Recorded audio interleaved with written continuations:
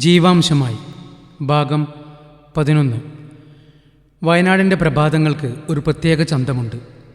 കാപ്പിപ്പൂക്കളുടെ ഗന്ധവും പേറി വരുന്ന തണുത്ത കാറ്റ് ജാൻവിയുടെ കാതുകളിൽ മന്ത്രിക്കുന്നത് വിരഹത്തിൻ്റെ ഈണങ്ങളാണ്.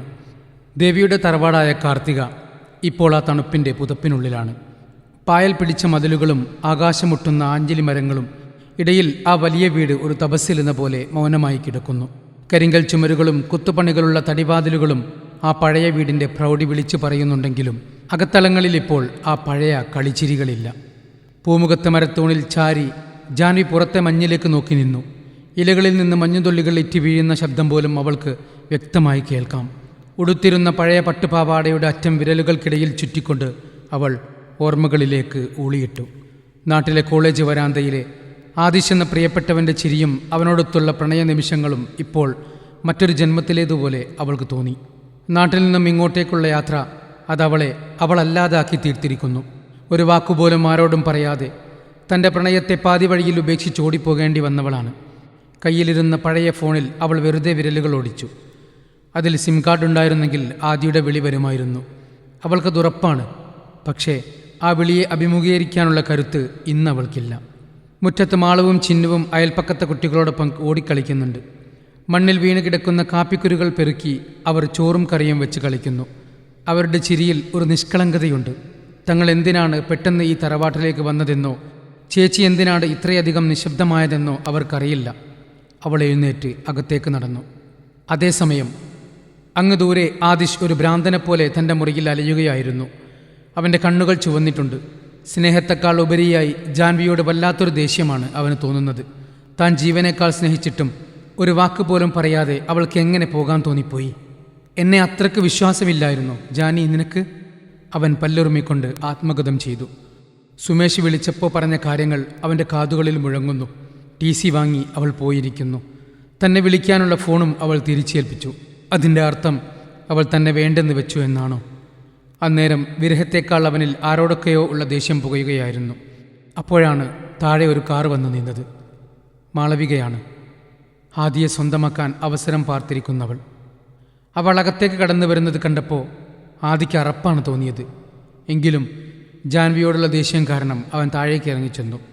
ഹാളിലെ സോഫയിൽ ഇരുന്നു കൊണ്ട് മാളവിക ആദിയെ നോക്കി പുഞ്ചിരിച്ചു. അവൻ തിരിച്ച് ചിരിച്ചില്ല എന്ന് മാത്രമല്ല അവളെ അവോയ്ഡ് ചെയ്തു. അത് മാളവികയിൽ ചെറിയൊരു ഇറിറ്റേഷൻ ഉണ്ടാക്കിയെങ്കിലും അവൻ്റെ അവസ്ഥ അവൾക്ക് മനസ്സിലായതുകൊണ്ട് അവളൊന്നും കരുതിയില്ല. ആദി, നീ എന്തിനാ അവൾക്കായി ഇങ്ങനെ വിഷമിക്കുന്നത്? അവൾ പോയത് അവളുടെ താല്പര്യത്തിനല്ലേ? നിന്നെ സ്നേഹിക്കുന്നവർ ഇവിടെ ഇല്ലേ? അവൾ പതുക്കെ എഴുന്നേറ്റ് ആദിയുടെ അടുത്തേക്ക് ചെന്നു. അവളുടെ കൈകൾ ആദിയുടെ കൈകളിൽ സ്പർശിക്കാൻ ശ്രമിച്ചു. നമുക്ക് പഴയതുപോലെ ഒരുമിച്ച് നടക്കാം ആദി. അവൾ വരുന്നതിന് മുമ്പ് നമ്മൾ നല്ല കൂട്ടുകാരായിരുന്നില്ലേ? ഞാൻ നിന്നെ സ്നേഹിക്കുന്നു എന്ന് നിനക്കറിയില്ലേ? അവൾ കൊഞ്ചലോടെ അവനോട് മന്ത്രിച്ചു. പക്ഷേ ആദി അതൊന്നും ശ്രദ്ധിച്ചില്ല. അവൾ ആദിയെ പ്രണയത്തോടെ ചേർത്ത് പിടിക്കാൻ ശ്രമിച്ചു. പെട്ടെന്ന് ആദി അവളെ ശക്തമായി തള്ളിമാറ്റി. മതിയാക്ക് മാളവിക, നിന്റെ ഈ അഭിനയം. ജാൻവി എന്നെ തനിച്ചാക്കി പോയി എന്നതുകൊണ്ട് നിനക്കെൻ്റെ ജീവിതത്തിലേക്ക് വഴി തുറന്നു എന്ന് കരുതണ്ട. അവളോട് എനിക്ക് ദേഷ്യമുണ്ട്, പരിഭവമുണ്ട്. പക്ഷേ അത് തീർക്കാൻ നിന്റെ ഈ നാടകങ്ങൾ എനിക്കാവശ്യമില്ല. ഇറങ്ങിപ്പോ ഇവിടുന്ന്. ആദിയുടെ അലർച്ച കേട്ട് മാളവിക ഭയന്നുപോയി. അവളുടെ മുഖത്തെ ആ മന്ദഹാസം പെട്ടെന്ന് മാഞ്ഞു. പകരം അവിടെ അപമാനവും ദേഷ്യവും നിറഞ്ഞു. അവളെ എത്ര തിരഞ്ഞാലും ഇനി നീ കാണില്ല ആദി. അവൾ നിന്നെ ചതിച്ചിട്ടാണ് പോയത്. മാളവിക ന്യായീകരിക്കാൻ ശ്രമിച്ചു. ചതിയോ പ്രണയമോ എന്തുമാകട്ടെ, അത് ഞാനും അവളും തമ്മിലുള്ള കാര്യമാണ്. അതിനിടയിൽ നിന്നെപ്പോലൊരുവൾക്ക് സ്ഥാനമില്ല. ഇറങ്ങിപ്പോ ഇവിടുന്ന്. ആദി പുറത്തേക്ക് വിരൽ ചൂണ്ടി. അവൾ പിന്നെ ഒന്നും മിണ്ടാതെ പുറത്തേക്ക് നടന്നു. ജാൻവി ജനാലയിലൂടെ നോക്കി നിൽക്കുമ്പോൾ അകത്തെ ഹാളിൽ ഒരു ചർച്ച നടക്കുന്നുണ്ടായിരുന്നു. ദേവിയുടെ സഹോദരന്മാരായ രാഘവനും രവീന്ദ്രനും അങ്ങോട്ടെത്തിയതായിരുന്നു. 20 വർഷങ്ങൾക്ക് ശേഷം തങ്ങളുടെ പെങ്ങൾ മക്കളുമായി തിരിച്ചെത്തിയെന്ന വിവരം അവരെ വല്ലാതെ ഉലച്ചിട്ടുണ്ട്. മഹി, ദേവി തിരിച്ചെത്തിയെന്ന് വിശ്വസിക്കാൻ പറ്റുന്നില്ല. അച്ഛൻ്റെ അവസ്ഥ അറിഞ്ഞിട്ടാണോ അവൾ വന്നത്? രവീന്ദ്രൻ താഴ്ന്ന സ്വരത്തിൽ പറഞ്ഞു. മഹേന്ദ്രൻ ഒരു ദീർഘനിശ്വാസത്തോടെ മറുപടി നൽകി. നമ്മൾ ഓരോ വീട് വെച്ച് മാറി താമസിച്ചപ്പോഴും അച്ഛനും അമ്മയും ഇവിടെ ഒറ്റക്കായിരുന്നു രവി. നമ്മൾ ചെയ്തത് തെറ്റാണെന്നറിയാം. ദേവി വന്നത് ഒരു തരത്തിൽ നന്നായി. പക്ഷേ അവളുടെ ആ മുഖത്തെന്തോ സങ്കടമുണ്ട്. എന്തോ ആപത്തിൽ നിന്ന് ഓടി വന്നതുപോലെ. അവർക്ക് അവരുടെ നാട്ടിലെന്തോ വലിയ പ്രശ്നമുണ്ടായെന്ന് തോന്നുന്നു. അവളോടൊന്ന് ചോദിച്ചു നോക്കിയാലോ? രവീന്ദ്രൻ സംശയത്തോടെ തിരക്കി. വേണ്ട, ഇപ്പോൾ അവരെ ശല്യം ചെയ്യണ്ട. അവളൊന്ന് ശാന്തമാകട്ടെ. എത്രയായാലും അവൾ നമ്മുടെ ഒരേ ഒരു പെങ്ങളല്ലേ. അന്ന് അച്ഛൻ ഇറക്കി വിട്ടപ്പോൾ നമുക്കും ഒന്നും ചെയ്യാൻ കഴിഞ്ഞില്ലല്ലോ. ഇനി അവൾക്ക് ഇവിടെ ഒരു കുറവും വരാൻ പാടില്ല. മഹീന്ദ്രൻ്റെ വാക്കുകളിൽ സഹോദര സ്നേഹം തുളുമ്പി.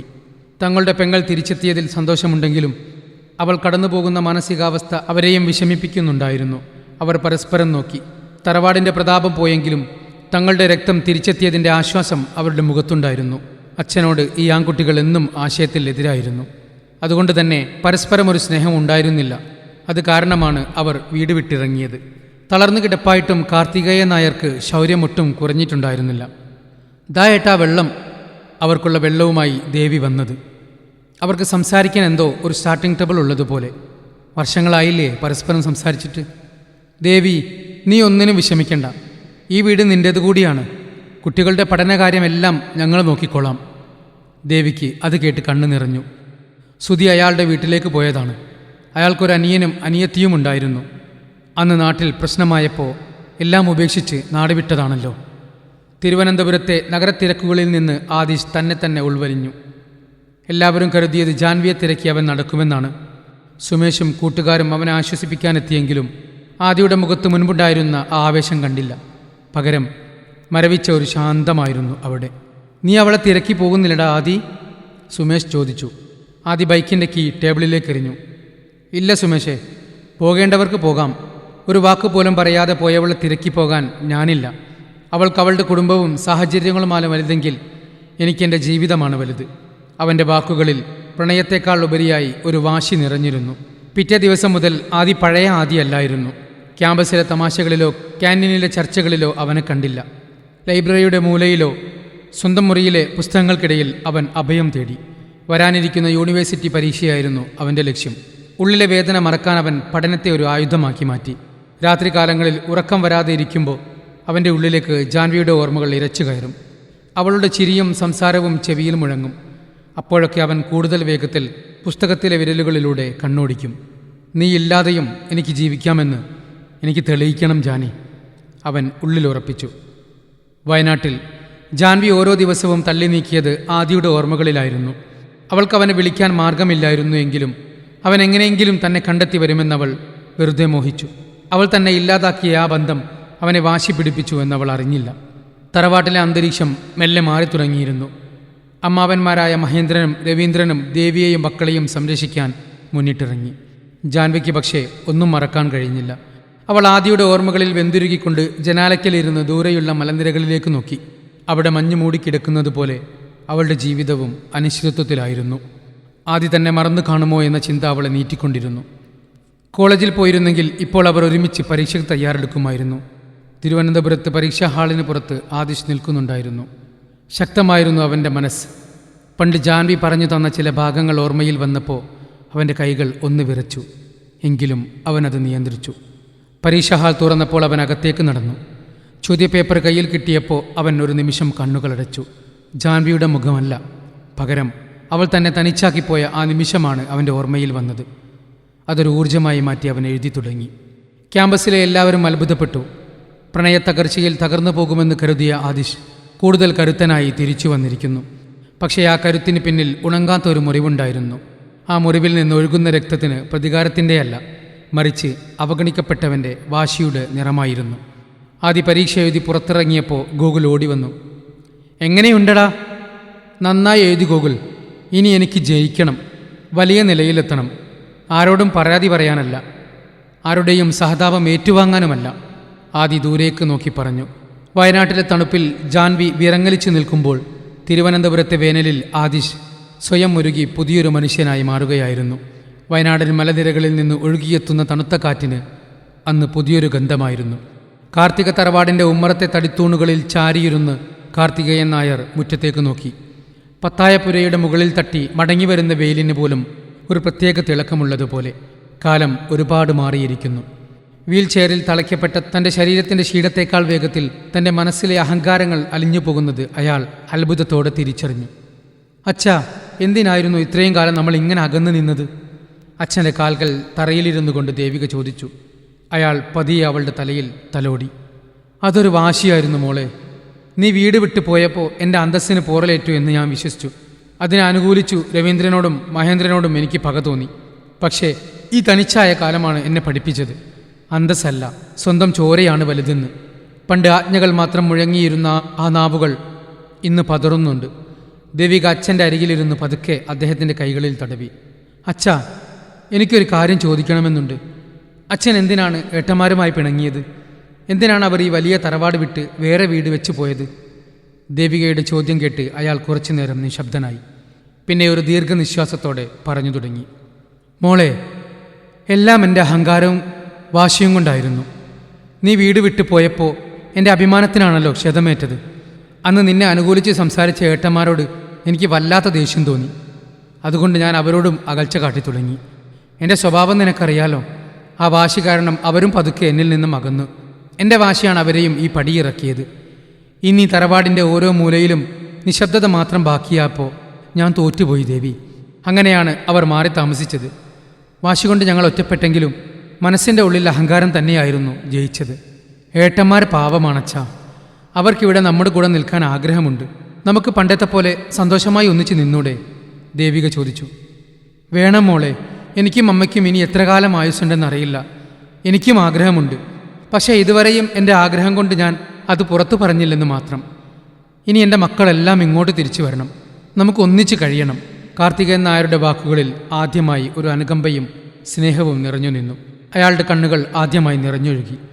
അദ്ദേഹത്തിൻ്റെ പശ്ചാത്താപം കാണുമ്പോൾ ദേവികയുടെ മനസ്സിലെ സങ്കടങ്ങളും അലിഞ്ഞുപോയി. ജാൻവി വന്ന ശേഷം കാർത്തികേയൻ നായരിൽ വലിയ മാറ്റങ്ങളുണ്ടായിരുന്നു. ഇപ്പോൾ അദ്ദേഹം വീൽ ചെയറിലിരുന്ന് ഉമ്മറത്തെത്തി മുറ്റത്തെ കാഴ്ചകൾ കാണാറുണ്ട്.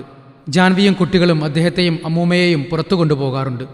പക്ഷേ ജാൻവിയുടെ മുഖത്തെ വിഷാദം അപ്പോഴും അദ്ദേഹത്തെ അലട്ടിയിരുന്നു. ജാനിമോൾക്കെന്തോ ഒരു വിഷമമുള്ളതുപോലെ തോന്നുന്നുണ്ടല്ലോ ദേവി. അവളുടെ മുഖത്തൊരു ചിരി പോലുമില്ല.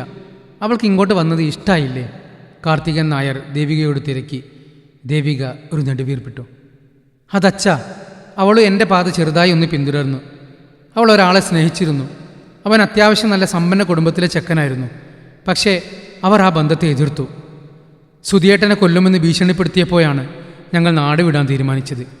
ദേവിക തങ്ങൾ നാട്ടിൽ നേരിടേണ്ടി വന്ന ഓരോ കാര്യങ്ങളും പറഞ്ഞു തീർത്തപ്പോഴാണ് രവീന്ദ്രനും മഹേന്ദ്രനും അങ്ങോട്ട് കടന്നു വന്നത്. അവരും ആ കഥ കേട്ട് ഒരു നിമിഷം സ്തംഭിച്ചു നിന്നു. വന്ന അന്ന് മുതൽ ജാൻവിയെ അവർ ശ്രദ്ധിക്കുന്നുണ്ടായിരുന്നു. എപ്പോഴും ഒരു മൂകതയാണ് അവളെ പൊതിഞ്ഞു നിൽക്കുന്നത്. വയനാട്ടിലെ ഒരു കോളേജിൽ 1 year administrative and office management കോഴ്സിന് ജാൻവിയെ അമ്മാവൻ കൊണ്ടുപോയി ചേർത്ത് കഴിഞ്ഞു. ബിരുദം കഴിഞ്ഞില്ലെങ്കിലും പെട്ടെന്നൊരു ജോലി ലഭിക്കാനായി അവൾ ഒരു വർഷത്തെ കോഴ്സാണ് തിരഞ്ഞെടുത്തത്. ഡിഗ്രി പഠിച്ചാൽ ഉടൻ ജോലി കിട്ടില്ല എന്ന് കരുതിയാണ് ആ കോഴ്സ് തിരഞ്ഞെടുത്തത്. ഈ ഡിഗ്രി ഡിസ്റ്റൻ്റായി ചെയ്യുന്നുണ്ട്. ഫസ്റ്റ് ഇയറിൻ്റെ എക്സാമിന് അപേക്ഷിച്ചിട്ടുണ്ട്. അടുത്ത മാസമാണ് എക്സാം ഡേറ്റ് കിട്ടിയത്. ഓഫീസ് വർക്കുകളും മറ്റും പഠിച്ച് എങ്ങനെയെങ്കിലും ഒരു ജോലി നേടി കുടുംബത്തെ സഹായിക്കുക എന്നതായിരുന്നു അവളുടെ ലക്ഷ്യം. കോളേജിൽ പോകുന്നുണ്ടെങ്കിലും ജാൻവി ആകെ ഗ്ലൂമിയാണ്. അച്ഛൻ ഇപ്പോൾ ഇവിടെ ഓട്ടോ ഓടിക്കുന്നുണ്ട്.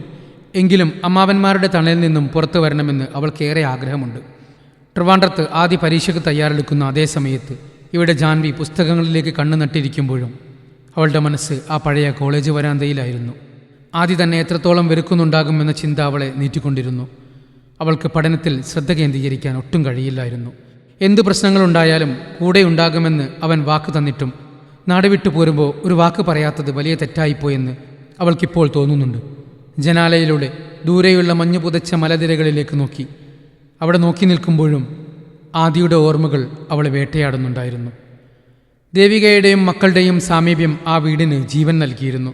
അത് മനസ്സിലാക്കിയ കാർത്തികേയൻ നായർ മക്കളായ രവീന്ദ്രനെയും മഹേന്ദ്രനെയും കൂടി വിളിപ്പിച്ചു. അച്ഛൻ വിളിപ്പിച്ചു എന്നറിഞ്ഞപ്പോൾ തന്നെ അവർ തറവാട്ടിലേക്ക് ഓടിയെത്തി. ഉമ്മറത്ത് വന്ന അച്ഛനെ കണ്ടപ്പോൾ ആ മക്കളുടെ കണ്ണുകളും ഈറനണിഞ്ഞു. അച്ഛാ! രവീന്ദ്രൻ വിതുമ്പിക്കൊണ്ട് അദ്ദേഹത്തിൻ്റെ കാല് തൊട്ട് വന്നിച്ചു. വരൂ, എല്ലാവരും അകത്തേക്ക് വരൂ. ഇനി നമ്മൾ വേറെ വീടുകളിലല്ല, ഈ കാർത്തികയിൽ ഒന്നിച്ചു വേണം കഴിയാൻ. അച്ഛൻ്റെ പ്രഖ്യാപനം കേട്ട് രവീന്ദ്രൻ്റെ ഭാര്യ സുമിത്രയും മഹേന്ദ്രൻ്റെ ഭാര്യ രാധയും സന്തോഷം കൊണ്ട് പരസ്പരം കെട്ടിപ്പിടിച്ചു. അവർക്കെല്ലാവർക്കും ഒന്നിച്ചു നിൽക്കാൻ വളരെ ഇഷ്ടമായിരുന്നു. ആഴ്ചയിൽ ഒരു ദിവസമെങ്കിലും ഇങ്ങോട്ട് വന്നു നിൽക്കാമെന്ന് അവർ തീരുമാനിച്ചു. അന്ന് വൈകുന്നേരത്തോടെ മഹേന്ദ്രൻ്റെ മക്കളായ അഖിലും നിഖിലും മഹേന്ദ്രൻ്റെ മകൾ സ്നേഹയും മകൻ അർജുനും അവരുടെ സാധനങ്ങളുമായി തറവാട്ടിലെത്തി. പണ്ട് കലപില ശബ്ദങ്ങളാൽ നിറഞ്ഞ ആ മുറികളെല്ലാം വീണ്ടും തുറക്കപ്പെട്ടു. കുട്ടികളുടെ ബഹളവും മുതിർന്നവരുടെ തമാശകളും ആ തറവാടിനെ വർഷങ്ങൾക്ക് ശേഷം ഉണർത്തി. അങ്ങനെ ദിവസങ്ങൾ കടന്നുപോയി. ചിങ്ങമാസം പിറന്നു. പണ്ട് കാർത്തിക തറവാട്ടിലെ ഓണം നാട്ടുകാർക്ക് പോലും ഒരാഘോഷമായിരുന്നു. പിന്നീട് മുടങ്ങിയപ്പോൾ ആ പ്രതാപം വീണ്ടെടുക്കാൻ എല്ലാവരും ഒന്നിച്ചു തീരുമാനിച്ചു. ഉത്രാടനാളിൽ തന്നെ കുട്ടികൾ പൂക്കളമിടാനുള്ള തിരക്കിലായിരുന്നു. ജാൻവി മാത്രം ഇതിലെല്ലാം പങ്കുചേരുമ്പോഴും എവിടെയോ ഒരു മൂകത അവളിൽ നിറഞ്ഞു നിന്നു. അവൾ പൂക്കൾ പറിക്കാനും പൂക്കളമിടാനും അഖിലിനും നിഖിലിനുമൊപ്പം കൂടുമെങ്കിലും അവളുടെ കണ്ണുകൾ ഇടയ്ക്കിടെ ശൂന്യതയിലേക്ക് നോക്കി നിൽക്കും. ചിരിക്കാൻ മറന്ന ഒരു നിലാപക്ഷിയെപ്പോലെയായിരുന്നു. ജാനി ചേച്ചി, ഇങ്ങോട്ട് നോക്കിയേ. അമ്മാവൻ്റെ മകൻ അഖിൽ അവളെ വിളിച്ചു. നീ എന്തിനാ ഇങ്ങനെ ഗൗരവത്തിലിരിക്കുന്നത്? നമുക്കിന്ന് ആ മാവിൽ ഒരു വലിയ ഊഞ്ഞാൽ കെട്ടണം. ജാൻവി ഒന്ന് പുഞ്ചിരിക്കാൻ ശ്രമിച്ചു. നിങ്ങൾ കെട്ടിക്കോളൂ അഖി, ഞാൻ നോക്കി നിൽക്കാം. അവളുടെ മാറ്റം കാർത്തികേയൻ നായരെ വല്ലാതെ സങ്കടപ്പെടുത്തിയിരുന്നു. അന്ന് വൈകുന്നേരം അദ്ദേഹം ജാൻവിയെ അരികിലേക്ക് വിളിച്ചു. മോളെ, നീ എന്തിനാ ഇങ്ങനെ സങ്കടപ്പെട്ടിരിക്കുന്നത്? അതൊക്കെ വിട്ടുകളയൂ, എന്നിട്ട് സന്തോഷത്തോടെ ഇരിക്കടാ. ജാൻവി അച്ചമ്മയുടെയും അപ്പൂപ്പൻ്റെയും ഇടയിൽ ഇരുന്ന് പൊട്ടിക്കരഞ്ഞു. അപ്പൂപ്പ, എനിക്ക് എൻ്റെ അച്ഛനെയും അമ്മയെയും നഷ്ടപ്പെടാതിരിക്കാനാണ് ഞാൻ എൻ്റെ സ്നേഹം ഉപേക്ഷിച്ചത്. പക്ഷേ അവൻ എന്നെ ഒരുപാട് വെറുക്കുന്നുണ്ടാവും. ഞാനൊന്നും പറയാൻ കൂടി നിൽക്കാതെയാണ് ഇങ്ങോട്ട് പുറപ്പെട്ടത്. അത് തെറ്റായിപ്പോയി എന്നിപ്പോൾ തോന്നുന്നു. അവൾ ആദ്യയെക്കുറിച്ചോർത്ത് വിതുമ്പി. സാരമില്ല, വിധിയുണ്ടെങ്കിൽ നിങ്ങൾക്ക് വീണ്ടും ഒന്നിക്കാനാവുമെന്ന് ഈ അപ്പൂപ്പന് തോന്നുന്നു. നീ സമാധാനപ്പെടും. അവൻ്റെ നമ്പറുണ്ടെങ്കിൽ നീ വിളിച്ച് സംസാരിക്കുക. പണ്ട് മകളുടെ പ്രണയത്തെ എതിർത്ത അയാൾ തന്നെ കൊച്ചുമകളുടെ പ്രണയത്തിന് പച്ചക്കൊടി കാട്ടി. തിരുവോണ ദിവസം പുലർച്ചെ തന്നെ തറവാടുണർന്നു. സുമിത്രയും രാധയും ദേവികയും കൂടി അടുക്കളയിൽ സദ്യയിൽ തിരക്കിലായി. കാർത്തികേയൻ നായരും മക്കളും ഉമ്മറത്തിരുന്ന് പഴയ കാര്യങ്ങൾ സംസാരിച്ചു. വീൽചെയറിലിരുന്ന് അദ്ദേഹം ഓരോ നിർദ്ദേശങ്ങൾ നൽകി. മുറ്റത്ത് വലിയൊരു പൂക്കളം തന്നെ ഒരുങ്ങി. തുമ്പപ്പൂവും കാക്കപ്പൂവും വാടാമല്ലിയും കൊണ്ട് ജാൻവിയും കസിൻസും ചേർന്ന് മനോഹരമായ ഒരു ചിത്രം അവിടെ തീർത്തു. പുതിയ പട്ടുപാവാടയും ബ്ലൗസും അണിഞ്ഞ് ജാൻവി നിൽക്കുമ്പോൾ കാണാൻ അതിസുന്ദരിയായിരുന്നു. പക്ഷേ അവളുടെ കൺതടങ്ങളിലെ കറുത്ത പാടുകൾ അവൾ ഉറക്കമില്ലാത്ത രാത്രികൾ ചെലവഴിക്കുന്നു എന്നതിൻ്റെ തെളിവായിരുന്നു. ഉച്ചക്ക് തൂശനിലയിട്ട് സദ്യ വിളമ്പി. കാർത്തികേയൻ നായർക്കും സുധമയ്ക്കും മേശമേൽ വെച്ചു കൊടുത്തു. അവരുടെ ഇരുവശത്തുമായി മക്കളും മരുമക്കളും കൊച്ചുമകളും ഇരുന്നു. വറുത്ത ഉപ്പേരി മുതൽ 3 ഇനം പായസം വരെ ഇലയിൽ നിറഞ്ഞു. ഇതാണ് എനിക്ക് വേണ്ടിയിരുന്നത്, കാർത്തികേയൻ നായർ വികാരാതീതനായി പറഞ്ഞു. എൻ്റെ ജീവിതത്തിൻ്റെ സായാഹ്നത്തിൽ ഇങ്ങനെ എല്ലാവരെയും ഒന്നിച്ചു കാണാൻ കഴിഞ്ഞല്ലോ. ഇനിയൊരു പിണക്കം നമ്മുടെ ഇടയിൽ ഉണ്ടാവരുത്. സദ്യ കഴിഞ്ഞ് എല്ലാവരും കൂടി തൊടിയിലെ ഊഞ്ഞാലിൽ ആടാൻ പോയി. കുട്ടികൾ ആർപ്പു വിളിച്ചു. ജാൻവിയെ നിർബന്ധിച്ചവർ ഊഞ്ഞാലിലിരുത്തി. അഖിലും അർജുനും ചേർന്ന് ഊഞ്ഞാലിലാടുമ്പോൾ ജാൻവി പേടിയോടെയും സന്തോഷത്തോടെയും ചിരിച്ചു. മാസങ്ങൾക്ക് ശേഷം അവളുടെ മുഖത്ത് വിരിഞ്ഞ ആ ചെറിയ ചിരി ദേവികയെയും സുധീഷിനെയും സന്തോഷിപ്പിച്ചു. ഓണാവധി കഴിഞ്ഞ് ജാൻവി വയനാട്ടിലെ കോളേജിൽ പോയി തുടങ്ങി. പഠിക്കാൻ മിടുക്കിയായിരുന്നിട്ടും അവളുടെ മനസ്സ് പുസ്തകങ്ങളിൽ ഉറച്ചു നിന്നില്ല. ക്ലാസ്സിലെല്ലാവരും വർത്തമാനം പറയുമ്പോഴും ജാൻവി ജനാലക്കിലിരുന്ന് പുറത്തേക്ക് നോക്കി നിൽക്കും. വയനാട്ടിലെ മഞ്ഞ് അവളുടെ ഉള്ളിലെ ചൂടിനെ ശമിപ്പിച്ചില്ല. ജാൻവി, നീ എന്തിനാ എപ്പോഴും ഇങ്ങനെ ഇരിക്കുന്നത്? അവളുടെ പുതിയ കൂട്ടുകാരി മീര ചോദിച്ചു. നിന്റെ വീട്ടിൽ എല്ലാവരും ഇപ്പോൾ ഒന്നിച്ചല്ലേ, പിന്നെന്താ ഇത്ര വിഷമം? മീരയുടെ വീട് കാർത്തികയുടെ തൊട്ടപ്പുറത്താണ്. അതുകൊണ്ട് വിവരങ്ങൾ എല്ലാം മീരക്കും അറിയാം.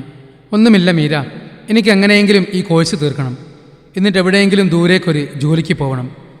ജാൻവിയുടെ മറുപടിയിൽ നിരാശ പടർന്നു കിടന്നു. അവൾക്ക് ആദ്യയെ കാണണമെന്നുണ്ടായിരുന്നു. അവനിപ്പോൾ എന്തു ചെയ്യുകയാവും? എക്സാം റിസൾട്ട് വന്നോ? അവന് ജോലി കിട്ടിയോ? ഒന്നും അറിയില്ല. തൻ്റെ ഫോണിലെ ആ പഴയ ഫോട്ടോകൾ നോക്കി അവൾ പല രാത്രികളിലും കരയാറുണ്ട്. അവൻ്റെ വോയിസ് മെസ്സേജുകൾ ഓരോന്നായി അവൾ വീണ്ടും വീണ്ടും കേൾക്കാറുണ്ട്. ജാനി, നിന്നെ വിട്ട് ഞാൻ എവിടെയും പോകില്ല. എൻ്റെ മരണം വരെ നീ എൻ്റെ കൂടെ ഉണ്ടാവണം. ആദിയുടെ ആ പഴയ വാക്കുകൾ ഇപ്പോൾ അവളെ കുത്തി നോവിച്ചുകൊണ്ടിരുന്നു. ആ സ്നേഹം താൻ തന്നെയാണ് നഷ്ടപ്പെടുത്തിയത്. കാർത്തിക തറവാട് ഇപ്പോൾ സന്തോഷത്തിലാണ്. അമ്മാവന്മാരുടെ കുട്ടികൾ അവളെ സന്തോഷിപ്പിക്കാൻ കിണഞ്ഞു ശ്രമിക്കുന്നുണ്ട്. പക്ഷേ ജാൻവി ഒരു മായാലോകത്തെന്ന പോലെ ജീവിച്ചു പോന്നു. തൻ്റെ പ്രണയത്തെ തകർക്കാൻ ശ്രമിച്ചവരെയെല്ലാം അവളിപ്പോൾ ക്ഷമിച്ചു കഴിഞ്ഞു. പക്ഷേ തൻ്റെ പ്രണയിതാവ് തന്നെ വെളുക്കുന്നത് അവൾക്ക് സഹിക്കാൻ കഴിയുന്നതിലും അപ്പുറമായിരുന്നു. മറ്റൊരു ഫോണിൽ നിന്ന് അവനെ അവൾ വിളിച്ചു നോക്കാറുണ്ടെങ്കിലും ആദ്യത്തെ നമ്പർ സ്വിച്ച് ഓഫ് ആണ്. തങ്ങളെ അകറ്റിയ വിധി എന്നെങ്കിലും തങ്ങളെ ഒരുമിപ്പിക്കുമെന്ന് അവൾ വെറുതെ വ്യാമോഹിച്ചു. അടുത്ത ഭാഗത്തിനു വേണ്ടി കാത്തിരിക്കുക. തുടരും.